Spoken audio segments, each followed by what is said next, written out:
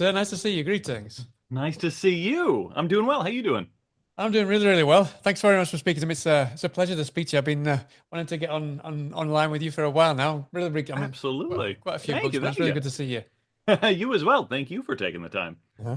Yeah, so I mean, first of all, congratulations on the book. I mean, obviously you've seen on Instagram, there's people are loving it. I've seen quite a few people posting stuff on there. I mean, that must be great to see that before it's even come out now, and that people aren't posting any spoilers, which is really important for this book. Right, right. I really appreciate that. And thank you. Yeah, it's been amazing. It's also been like weird. I'm dealing with like a lot of like my wife has been dealing with some health issues and recovering Yeah, I'm from sorry to hear that. surgery Yeah, and stuff like that. your agent told me. Thank Yeah, you. sorry about that. Thank you. It's just been weird to like, be so focused on something else that is happening and every now and then be like, oh right, I have a book coming out. Oh good, people are Book, enjoying it. that's Great, right. great, Yeah. great. Anyway, it's been quite a split focus. Uh-huh. Well, talking of split focus, I mean, I love the fact that it is so serpenty in this book because you just really, I mean, you throw everything out of the window for this one, which is great. I mean, I'm sure that was kind of your intention, though. I'm curious. I mean, obviously, the book leads everyone to believe. I don't want to give I don't want to give anything away because it's so important to enjoy the book as if you've not even seen a trailer for a film. It's so important. So I'm curious, without giving anything away or as much as possible, you lead us to believe that it's about a werewolf. It's a werewolf Mhm. genre book, which it is in a Yeah. way. But I'm curious, was that your intention when you set about writing the book, or was it something else that you wanted to write about? And then that would how do I word it? It just felt like you wanted to write a werewolf book, but at the same time, all these different things came in. Was that because you just wanted to kind of upend the werewolf genre, or was that something else that you want that there were different kind of stories that you wanted to fit in somewhere? Yeah, if it's not too equivocating to say yes to both, it was Right. kind of yes to both. Like I knew from the start that this was going to be a chase story and that it was going to be about shapeshifters. If not werewolf exactly, then a shapeshifting type monster. Right. And So it kind of just then sprung from there to see how, on a technical level, needing certain subversions and twists to happen along the way just to like keep the story interesting, but then also on a thematic level and on a character level, um the since the nature of the monster was going to be one of change, of mercuriality to begin with, it kind of was natural that uh it would mutate from its kind of simple dynamics from the beginning, just being chased by a werewolf. It would evolve into something different by the time the story kind of landed where it was going to land.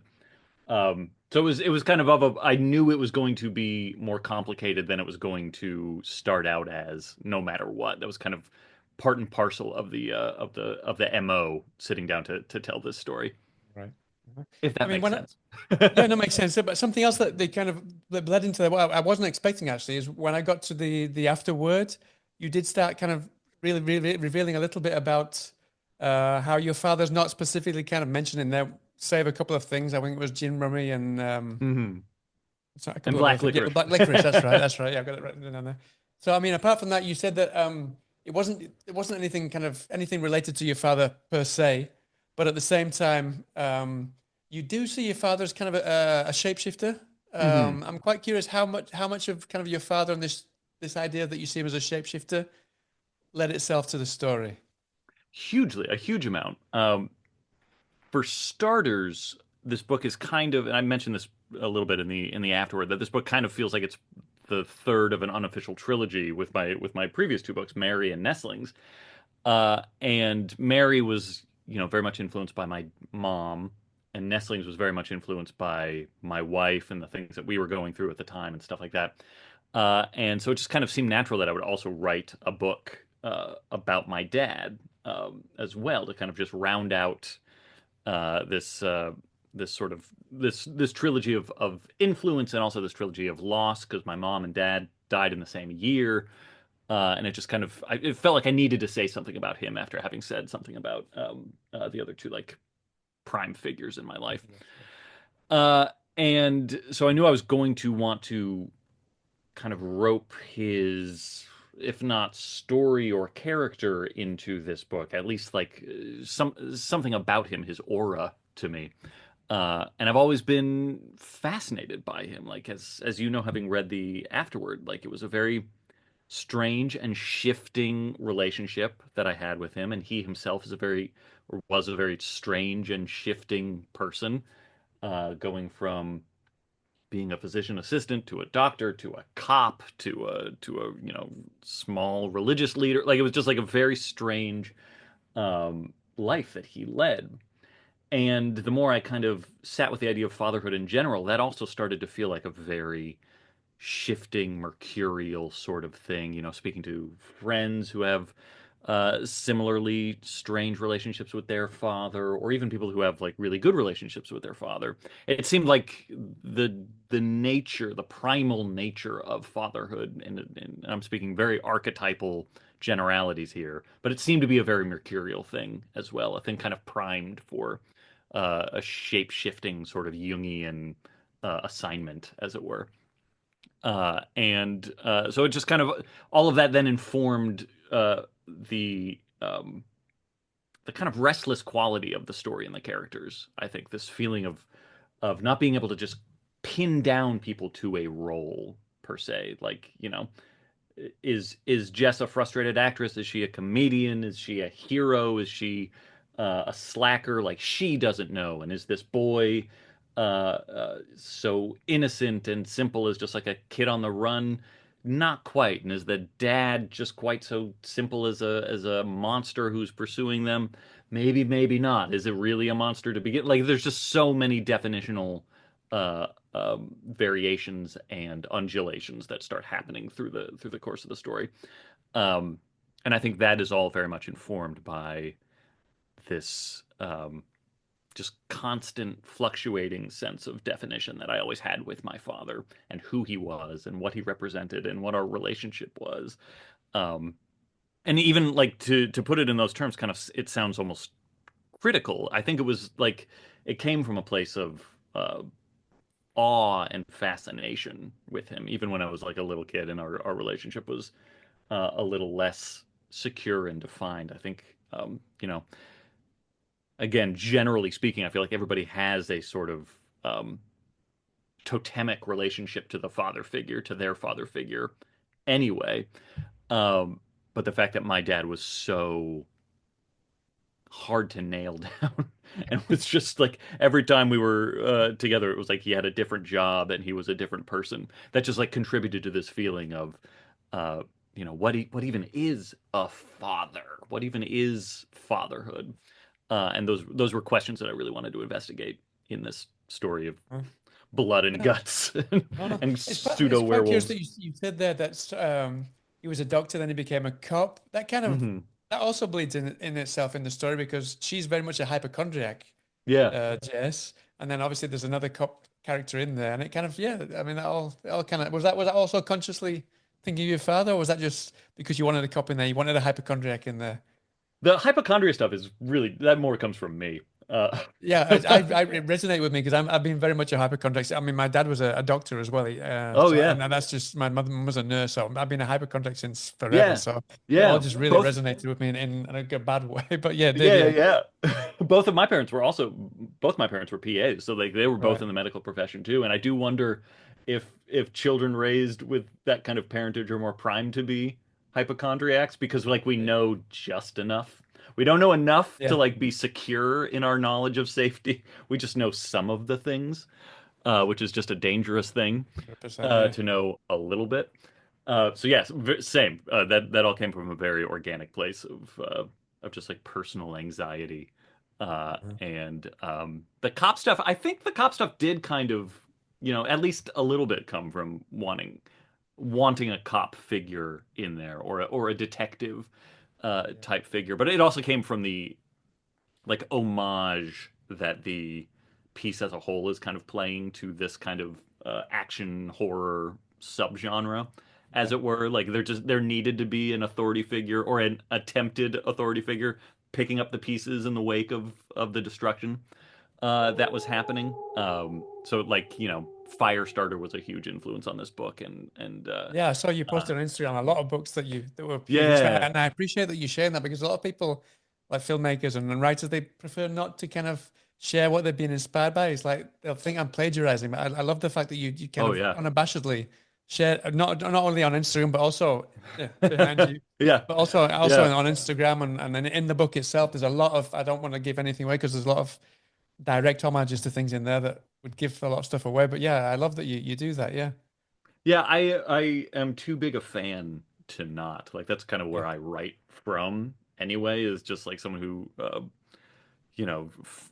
has found a lot of solace and personal development in this genre anyway. Like this genre is just like the playground on which I play every day as a consumer, let alone a creator. So like I love too many things too much to not say like here's some of the things that influenced or inspired or even like things that you might like if you like this book. Like I love that too much. And so like um including characters like I guess it's not a spoiler to say the FBI agent that we're kind of talking around. Like I just knew that this kind of book needed that additional sort of energy to it because you sort of expect it, having read all these other books and having encountered these other stories that usually have a similar angle to them. So I had to pay homage to that as well. uh-huh. So yeah, it's sort of like an inside and outside sort of requirement. Yeah. I mean, touching on that, you also mentioned that T2 Terminator 2 was one of the best films of all time. Was a huge influence on this inspiration. Um, and yeah, it does go down. There's especially a certain scene which I won't talk about, which really reminded me of a certain Terminator 2 scene where the bad Terminator, the evil Terminator goes looking for someone and Hmm. yeah. Um, how difficult is it for you to pay homage? I mean, pay homage and be inspired by books is one thing, but to pay homage to movies in a book, Mm. how difficult is that to pay homage, but at the same time make it something else that is you can kind of feel that same movie playing out, but at the same time, it's Nat Cassidy's movie at the same time. Yeah. Yeah, it's it's funny. I almost feel bad saying this because I gave this answer unexpectedly. Like this was not a pre-planned answer, but I talked about this a little bit on my upcoming episode of Talking Scared All with Neil right. McRobert. Um, it's and forgive me, like I again, it's not like a prepared answer, so I have to stumble my way into articulating it. But there's just as a genre obsessive, as a student of the genre, and just like a an unabashed fan of the genre, as I'm sure I'm speaking to someone who's coming from a very very similar place. Yep. Uh, you don't want to copy your influences, um, but it also feels dishonest to not acknowledge that they exist in a way. That's why I appreciate about your Instagram post yesterday. Yeah. Exactly. Yeah. Yeah, like we don't create in a vacuum, and there is something particularly when you're coming in, when you're creating in a genre space in this more niche environment where we have like a clearer sense of like our history and progression as a genre and the icons in the field. You really get to watch this baton race of generations of like one person handing off either a trope or an idea or something like that to the next generation.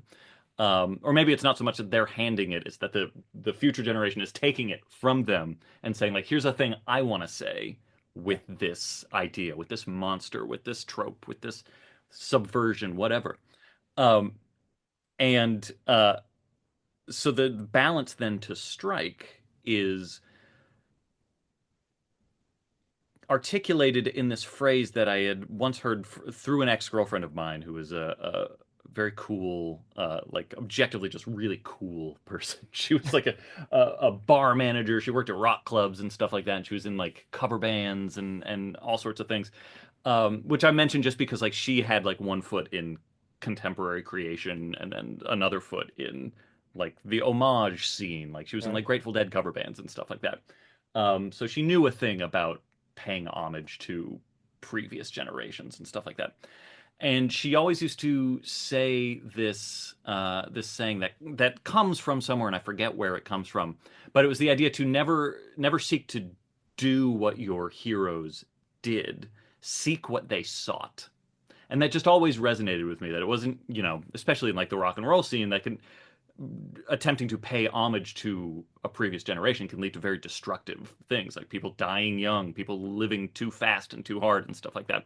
And so the reason why she always would come back to that thing and why it resonated so much with me was like, you know, don't try and do the same things they did. Try and do what they were trying to get at as well. Like, look for the things that they were investigating and investigate them yourself.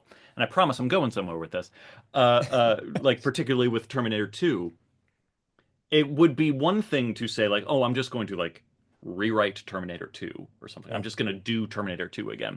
And that can lead to a very stale, thin sort of, copy of a copy of a copy after a certain point.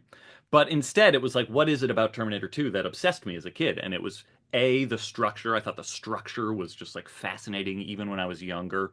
And the older I get, and the more versed into professional storytelling I become, Yeah. the more I just appreciate the big swings that structure takes. Uh, but also, one of the things I loved about that story so much was that it managed to take a very simple premise. It's almost like a replica of the first Terminator, Yeah. uh, in that it's evil robot from the future coming to kill you in the past, and then a protector also sent from the future to stop you from evil robot. But this time, the evil robot from the first movie is the good guy, so you don't know quite how to trust him. And second of all, now we're going to see if we can actually change the future. All these big thematic questions come up into this sequel, and instead of just being a very simple chase story like the first one is, there's this huge digression in the middle of the movie that takes up like an hour of the runtime Yeah. to just like see if fate is a thing.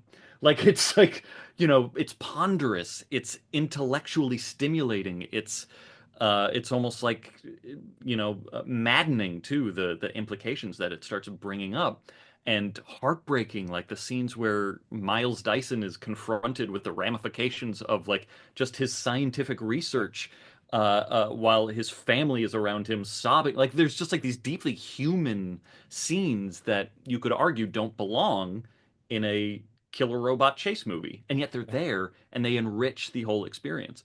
So I wanted to seek what that movie was seeking, and or what things like Firestarter were seeking, where it's also about parentage and what it's like to be a father, and the heavy hangover of post Watergate America, and like just like all of these things that Firestarter is doing so well. I wanted to seek what those inspirations were seeking. I wanted to tell an action-packed, adrenaline-fueled kind of horror potboiler, but make sure that I was also delving deeply into the philosophical roots of things like fear, the nature of fear, the difference between childhood fear and adult fear, my own anxieties and hypochondria, my relationship with my father's relationship with me. Like they were just, I wanted to make sure that it was as satisfying on all of those different strata as I find Terminator 2 to be. So it's got to have the set pieces, it's got to have the adrenaline, but it's also got to have those things that I just want to like sit with and explore. Very long and rambling answer, but No, but it's yeah, it was my thoughts exactly. I mean, you were talking there exactly specifically about kind of fear and kind of children's fear when you're a kid, how yeah, that kind of metamorphoses into a different kind of fear when you're older. Even when I was young, I was hypochondriac, anxiety, and you think when you get older, maybe it'll wash away, brush it under the carpet, it'll go away, but it doesn't. It stays there, but it's not the same. It's a different right. type, but it stays there exactly. It's a So all these shapeshifter. things that you were dealing with that I can't give away really, really does kind of dig into the nitty gritty of it all. But at the same time, it all goes with this fast paced action story that you compared to Terminator 2. Exactly. Yeah. Yeah, yeah. Thank you, thank you. That's exactly what I was setting out to do, and not to put like too neat a bow on it, but like again, like that's all very mercurial. That's all very shapeshifty. And so it just like all Yeah. felt of a piece. It all felt, sometimes you have big ideas and you want to cram them into a book, and the book doesn't support them. But this felt like I had the scaffolding and I had the monster that would kind of allow for this sort of multifaceted threat. Yeah. No, it brings me right to my next question because you said that you could have had this really massive idea that doesn't fit into a book. But I mean, you had this absolutely huge idea, and it's like you said in the book. Actually, you said the kid has a world of possibility at his fingertips, which is exactly what you have with this book, with this story. Um, how on earth did you manage to wrestle with everything that must have come into mind? Because you must have come up with so many different things that you could have put in there. Because you could literally put anything in there. How did you decide what would fit in this book, and kind of make sure that it didn't go over the top? Because it could have gone anywhere. It really could have gone Yeah, anywhere. right. Um, I put a lot of faith into my editor, that's for sure. Right. And then, if anything, after she got my first draft, she was like, "You can go weirder. Like, let's add a few more Weirder. things." Yeah, yeah, yeah. Yeah, there were a few set pieces that weren't in the first draft that I was like, "Okay, if you want me to go weirder, I'll go weirder." But I think what really helped me in that respect is that I come to being a novelist from being a playwright. So being a playwright is like kind of my professional training ground, as it were. Um, and through that, rather, through the kind of the you know the bare knuckle education, the practical learning on the job education that you get being a playwright, and particularly a horror playwright like I was. You just really have to learn how to tell stories of a larger scope in a very intimate way, because a lot of my plays have a lot of psychedelic and that might be the wrong word, but they have a lot of ambition to them. They have a lot of genre ambition to them. But you're also limited as a playwright to like things that the human body can say and do, Yeah. and things that like very minimal practical effects can convey. Sure. Uh, and one of the whole, you know, historic delights of seeing a play, anyways, that you're like watching something happen on stage, usually in a room in real time, between human beings, or between, things that a human body can embody. Yeah. And it just kind of teaches you to try and always make sure that the perspective through which you are telling a story, no matter how messy and great, is the human perspective, or is the individual perspective. It's a small perspective. It is a grand story that can still be conveyed through, someone saying something to someone else in a room. Some of the most apocalyptic plays I've ever seen are like, a Harold Pinter Yeah. two-hander, and to make a long grandiose answer a little more succinct, you just kind of like you start to learn how to make sure that uh, uh, what you're saying is conveyed on a human level. It's about character, and it's about your protagonist or protagonists kind of street level view of whatever is in front of them. So that really helped rein in the sort of implications that this story could have explored, because it Yeah. ultimately is really just about Jess and this boy and their relationship and her kind of understanding of the trouble that they're in, and like what ways can they get out of it. Otherwise, this thing could have been 1,000 pages, and we could have Yeah. spun off into all sorts of different directions. Yeah, we But it can. I mean, really I was just mean, the like, reason that I asked that question was because I don't want to give it away. It's so difficult to talk around it. But I mean, kind of two-thirds of the way through, something happens. Don't know how to say it really. But there's a kind of a glittery point yeah, kind of later on that kind of, I was wondering where it was going to go. Yeah. yeah. No, you reined it back in because I was kind of, but not concerned, but I just really didn't know what was going to happen because that could have really gone, it could have gone anywhere from that point onwards. Well, not earlier on as Yeah. well, but that point was really kind of, it could have gone anywhere. And at least for me, and hopefully for most other readers, that glimpse of the consequences that you're heroically speaking around, valiantly speaking around, which I appreciate. It felt like those little glimpses were enough, not just through not just because of like practical, let's contain the story reasons, but also like again, it's a story that's about fear, and fear is often rooted in implication, and it's often rooted in like, what is that silhouette on the wall? Once you know what the source of that silhouette on the wall is, the fear is gone. But when you're just like seeing like a shape, an ill-defined sort of shape, that's a whole universe of fear and possibilities right there. So getting like little glimpses of sort of the larger story at play seemed like they would live in the reader's mind uh, in a more vivid way than like if we were like, all right, here's here's all the things that have happened now because of this thing. Like it's enough to just like see see a taste and be like, holy shit, that's really bad. That's a bad thing that is happening. No, no, it's quite frightening that actually. Also, I mean, you mentioned there that it's kind of very specifically about fear. A lot of it's kind of fears running through pretty much every page, every chapter. But at the same time, I couldn't help feeling that was it kind of really, really was kind of like a sly commentary about the political uh, goings on, the status quo, and kind of like the ramification of that, especially for a kid growing up.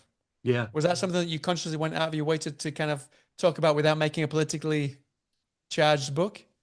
It's so funny. I kind of was going, I am a very political person, and anyone who like follows me on social media knows I'm a loudmouth, and it's really hard to like shut me up about certain things. I kind of went into this book thinking it would be my least political, or Right. like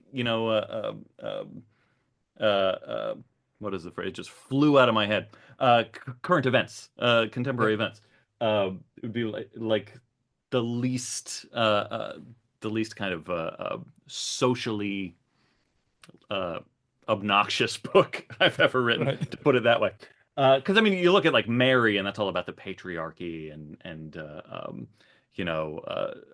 religious extremism, and Nestlings is all about uh, literally post-COVID New York and anti-Semitism, and like those are like explicitly about contemporary goings on. Rest Yeah, Stop is the even in, same, and even it's in also Wrist Stop as well, with the mother and things yeah, like that. Yeah, yeah. yeah, it's very much about like the election that was coming up, and about anti-Semitism and all sorts of things. So like when the wolf comes home was supposed to just be like, kind of about larger things, about more universal things like fatherhood and fear and stuff like that. But it's impossible to escape. Like it's the context in which I was writing it, and it's at such a fever pitch right now. The book that I'm currently writing like is also like very explicitly about this moment in time, and about social media, and about AI, and about what it's like to be a child right now, or what I imagine it's like to be a child right now.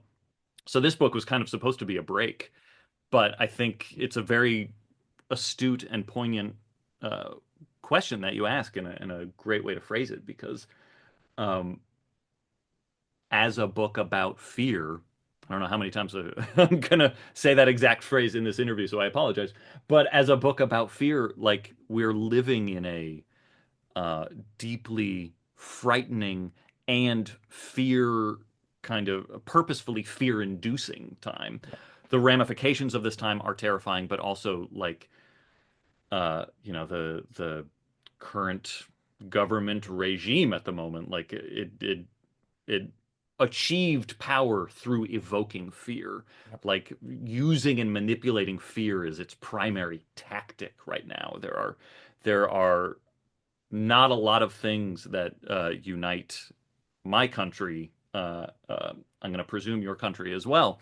But like one of the things that kind of we all share right now is that we're really fucking afraid, and one half is like afraid of what the future represents and is trying to prevent a future from happening, and then the other half is like very very correctly afraid of like how that fearsome half is responding to the future and cracking down, trying to prevent the future from happening, and doing horrific things.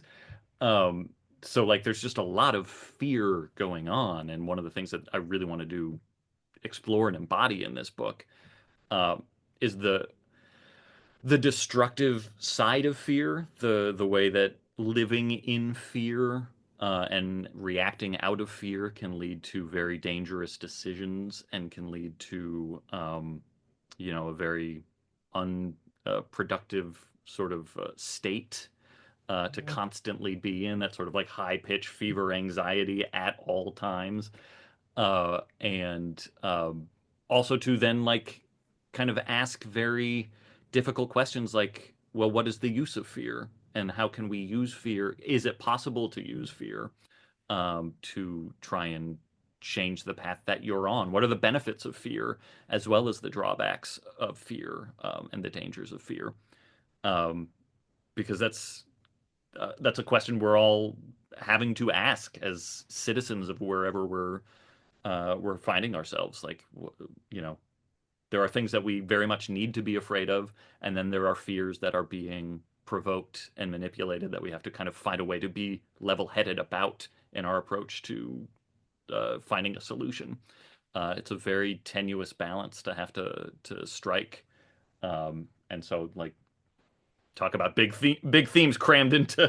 into books. I really wanted to kind of start that conversation, or at least like um, acknowledge that that is a conversation that needs to be had. Uh-huh. No, I mean, it's like you said there, especially kind of Jess's relationship with this child. It really had me feeling about uh, how kind of the child feeling so much fear, or how people in general feeling so much fear, they kind of shape eventually they shape what's going on around them, Yeah, which in itself breeds more fear as well at the same time. That was kind of a constant theme going through the book. yeah, 100%. And it's fun. Like I wasn't even like really thinking of that because that is like an explicit plot point in the book that I'm writing right now. But yeah, it's like it really comes out of that same place. Like we we're afraid of things, and sometimes we make those things happen, um, and that can be a very bad, dangerous thing. Um, full Uh-huh. stop. Switching to a lighter topic, there are some really there's some great moments, and they're not two or three that are kind of really bring a lot of levity and homage at the same time. Like levity, those must seem really difficult to write, to keep kind of the same kind of atmosphere going at the same ambience in the book, but at the same time, I imagine you know what I'm talking about. It's kind of it gets quite animated towards one part in the book. How did I mean when I started reading that section precisely, um, it takes you back, but then you quickly kind of bring us back into it, and it really does feel frightening, even though it's something that shouldn't really be frightening. Yeah. Yeah. Thank you. I know exactly which moment you mean. Um, yeah, I'm also going back to like my work as a playwright. Um, People were always surprised at how uh, funny the things I was writing could be, um, while also then becoming terrifying. I mean, it feels uncomfortably immodest to say these things about myself, so I apologize. But just to keep the conversation going, those would be comments that I would receive a lot, and I would find that to be very gratifying because um, a lot has been said and written and kind of investigated about the relationship between humor and horror. They are two things that are inextricably linked. Incompatible, no, yeah. Yeah. People say that it can't be done, but yeah, there's some great examples though. Yeah, Right. Because when you go too far in either direction, you lose the other half of the equation. Like if it's too funny, it stops being scary, and if it's too scary, um, you lose all sense of humor sometimes. yeah, So it's a challenging balance to strike because they are two sides of the same coin. They're both tension release, essentially. yeah. Or they're both responses to tension. Like we're either afraid or we're laughing to kind of release Yeah, that which is tension. exactly what's going on. If you watch the talk shows, the first thing they talk about is Donald Trump and what's going on and laughing about it, even though we should Yeah, be scared shitless about what's yeah, going it's on. fucking terrifying. Yeah. And sometimes people do too much of the laughing, and then they don't take the threat seriously. Um, but the reason why I bring up playwriting is just because like that was always my favorite assignment to kind of take on to see if like how I'll bring up like one other huge influence who's just been like besides Stephen King, like one of my artistic North Stars was David Lynch, and the Right. sort of Lynchian attack that I always found to be the most inspiring and the most fruitful as like a thing to draw on as you know someone who was also trying to create things in a similar way was that I Lynch did this amazing thing where he would always go past the point of it being funny. And I always found that to be like a really smart thing to do, to steal, to copy, to pay homage to. Uh, he would always take something and it would, you know, even just like on a rhythmic level, he would kind of heighten it to the point where it's funny and silly and a little, you know, just a little like quirky and weird, but then it wouldn't stop. And there's something really terrifying inherently, I think, about uh, when a funny thing doesn't disperse the tension. Because you know, again, it's a very you know you can even put it in like you know psychosexual terms that it is a build up, build up, build up, release. But if no release comes, it Yeah. starts to feel like its own sort of claustrophobic nightmare. And there's But that is something really difficult at really the same time to pull off, though, yeah, yeah, because and people try to go as far left field as possible, and it kind of it just it doesn't work. But I mean, right. it's so hard. I mean, I just while you were talking about that, I just thought about a film that I don't know if you've seen it. I'd highly recommend. It's called Borderline, which has Yeah, just yeah, recently yeah. come out, and that Yeah. does exactly that. And it just goes way out there, and it shouldn't be funny, but it's just hilarious. And at the same time, there's some really horrific moments to it as well. Yeah. Yeah. There's something innately horrifying about being trapped in a joke that will not end. Yeah. There's another thing that I always come back to as a writer. That was originally my acting training. Um, was Henri Bergson, the you know the great philosopher, the humorist philosopher, had this line that always stuck in my head that we learned. I think when we were doing like commedia dell'arte training or restoration comedy training. It was one of the two. I forget which one. But he had this saying that just grafted itself into my head and has been very useful as a horror writer specifically, which is he was trying to get to the definition of comedy, basically, and he said comedy is something, and this is his exact phrasing, something robotic encrusted onto the living. And there's just something so gross and visceral about the way that that is phrased, but that is also like so, I think, key to understanding how humor and horror can interact. It is, you know, he was talking about it in terms of like, you know, when you have like an inflatable clown and you punch it and it pops back up, that's robotic, but it's also funny because you punch it and burp.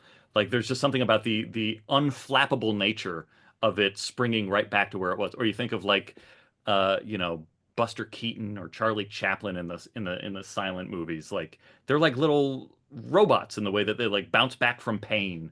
And they don't show the sort of stakes of the moment. They're able to just like spring back to where they were, back to one in a kind of mechanical way. And it's delightful. But if you tweak it just a little bit, something robotic also becomes uncanny. And Yeah. if it continues to be uncanny, again, there's something that like Lynch does better than anybody. That sort of like uncanny nature then becomes very unsettling. And if it continues to come at you in its robotic, uncanny way, even though by definition it should be funny and maybe you laugh because you're trying to disperse the tension, if that tension doesn't disperse, it's Yeah. fucking terrifying. Yeah. This is a book that's also like inspired by childhood fear and things like that. And I think I was drawing on two specific things from when I was a kid uh, uh, uh, that, looking back on them now, are like definitionally uncanny. One was the end of Superman 3, which is a terrible movie, but it has like this final moment, this climactic moment where something robotic is literally encrusted onto someone.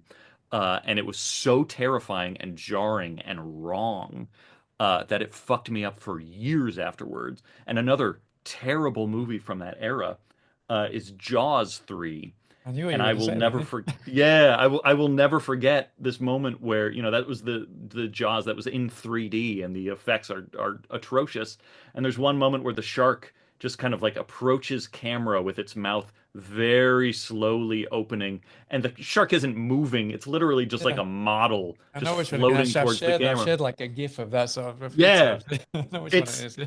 laughably bad. But when I was a kid, I took it 100% No, I loved seriously it. and That's the one with literally. Dennis Quaid. No, is Yeah, that Dennis Quaid, yeah, Lou that's the one. Gossett Yep. Jr., Yeah, yeah, set in SeaWorld. It's such a dumb movie, but like there was something about just the image of this unmoving, uncanny shark just like drifting closer towards you that was more effective than like the genius of the first movie, and the way yeah, that like actually makes a shark scary. Like the wrongness of Jaws 3D, that mechanical, uncanny thing, um, is hilarious and was terrifying.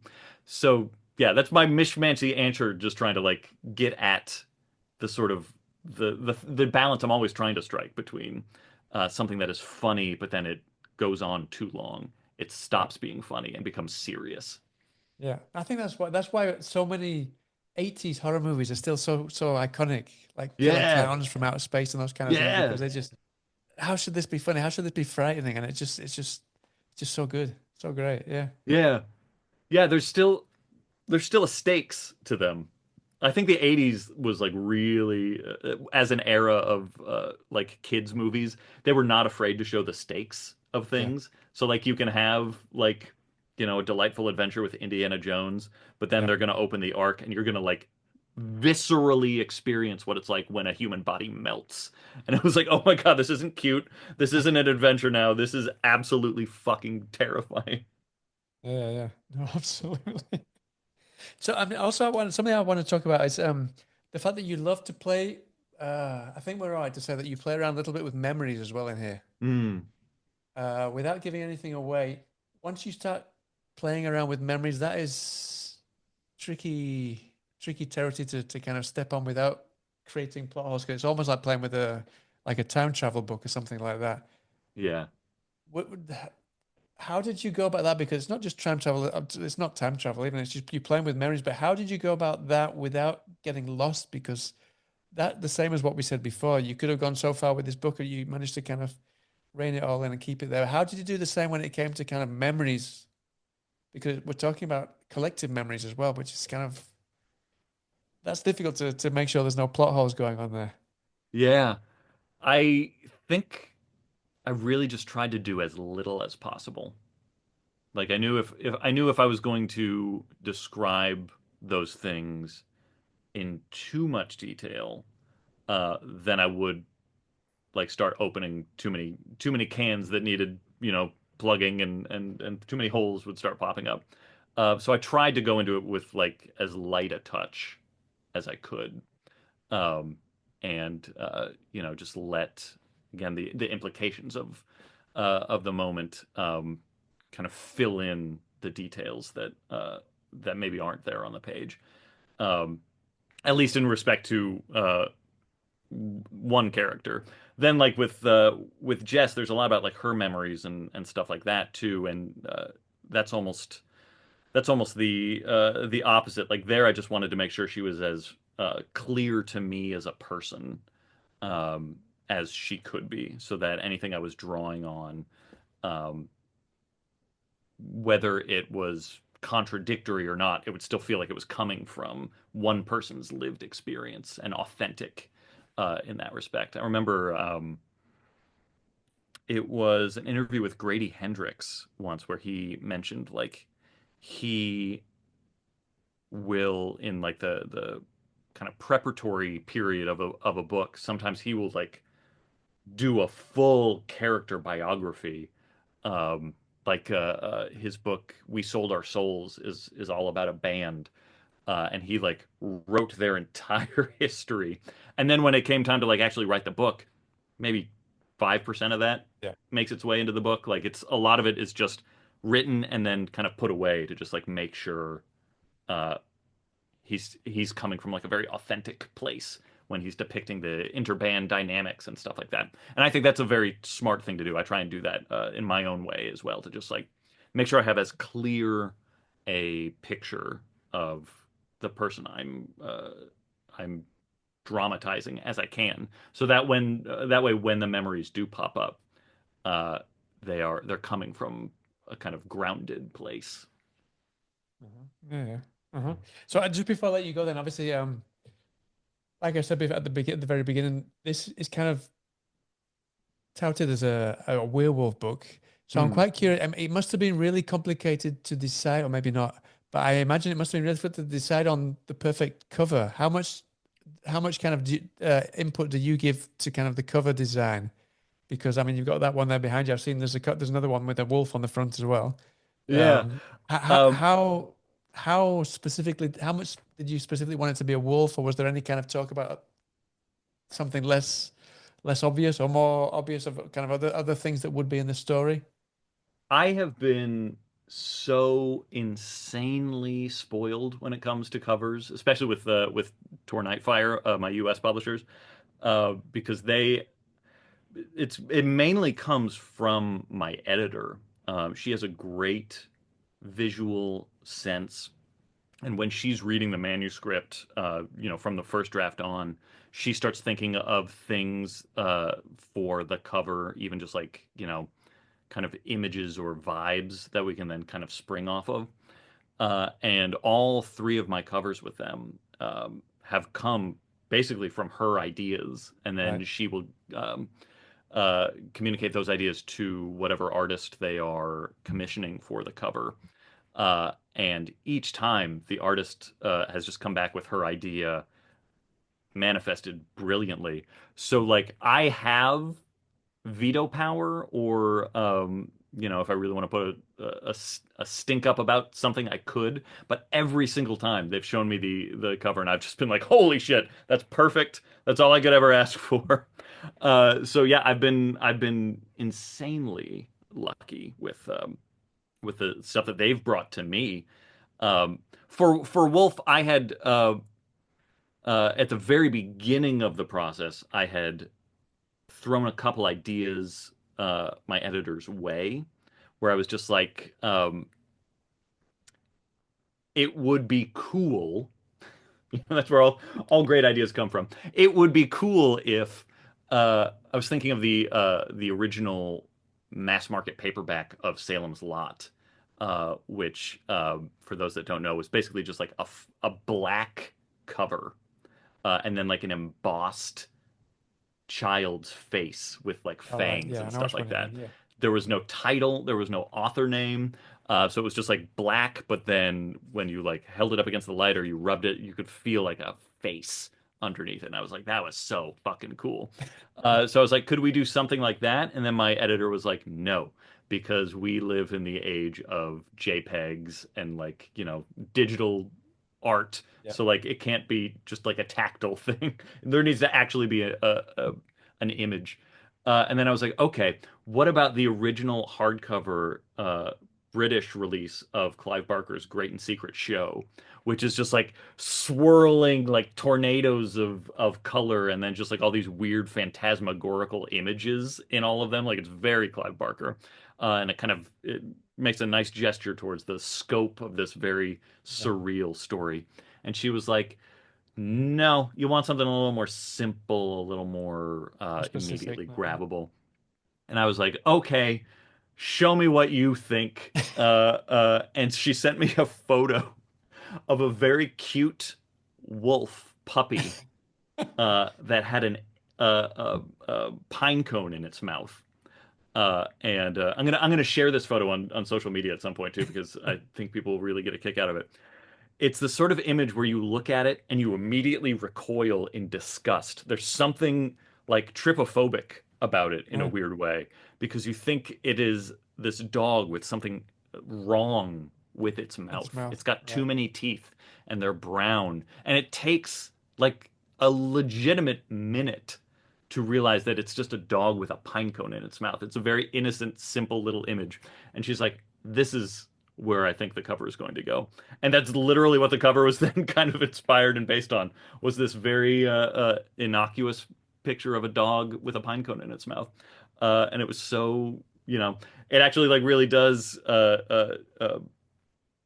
I think, play a lot of fine service to the idea of the balance between humor and horror and innocence and fear response and stuff like that. Like it works on a number of brilliant levels, and now we have this gnarly monster wolf on the cover with too many Yeah. teeth. I Uh, mean, and a couple to that, what about the title as well? I mean, obviously, because it does kind of start off with this werewolf genre, was that always going to be the title? Or I imagine you had a few, no. maybe like my motherfucking father would have been another possibility, Or Tox That Clicking, maybe the Tox Clicking was being another one. the all dads are motherfuckers. That was also like a last That's minute one. kind of addition.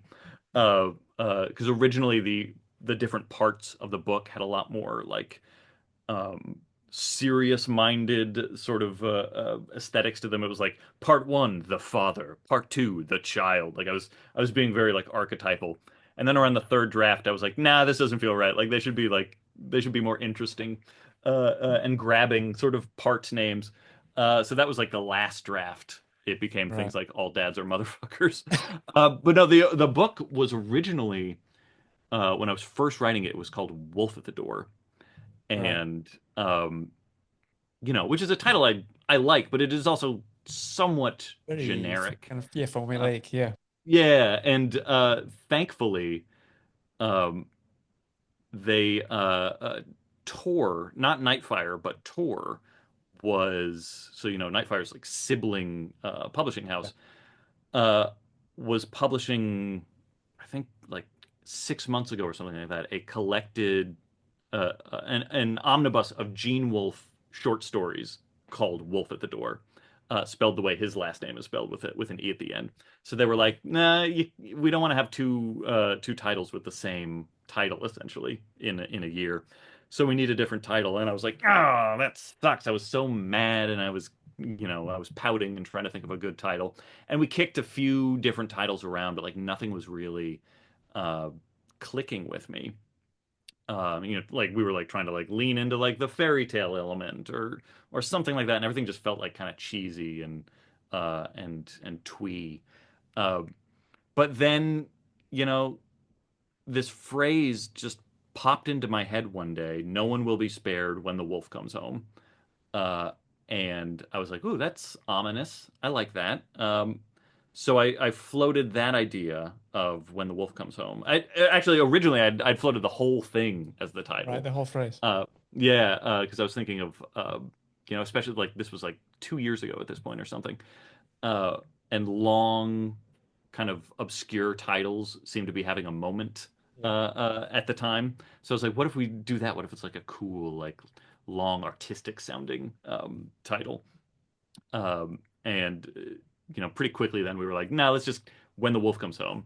And then it wasn't until like a few months later, after we had agreed that that was going to be the title, that I realized that phrase, not the whole phrase, not "no one will be spared when the wolf comes home," but just "when the wolf comes home," is in a song by a band that I love, one of my favorite bands called the Mountain Goats, and they get two songs quoted at the beginning of Nestlings. They're in the epigraph of Nestlings. So I had Mountain Goat lyrics on the brain, and just kind of forgot that they have a song called "Up the Wolves," and the lyric is I'm gonna get it slightly wrong, but it's basically like there's going to be a party when the wolf comes home.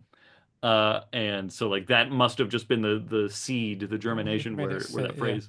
Yeah. But yeah, I'm so glad we didn't go with Wolf at the Door, Yeah. because I like this title a lot better. And that's Oh, happened.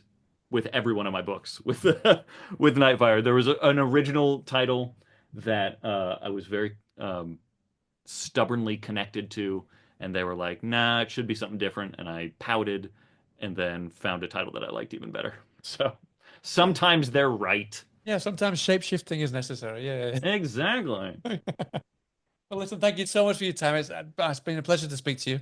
Oh my Uh, God, pleasure's all mine. Thank you. I cannot wait for. I mean, loads of people already read, but I cannot wait for the rest of the people to catch this book. It's so good. It's unlike anything Thank you. I've ever read. So thank you so much for your time. Thank you so much for the book.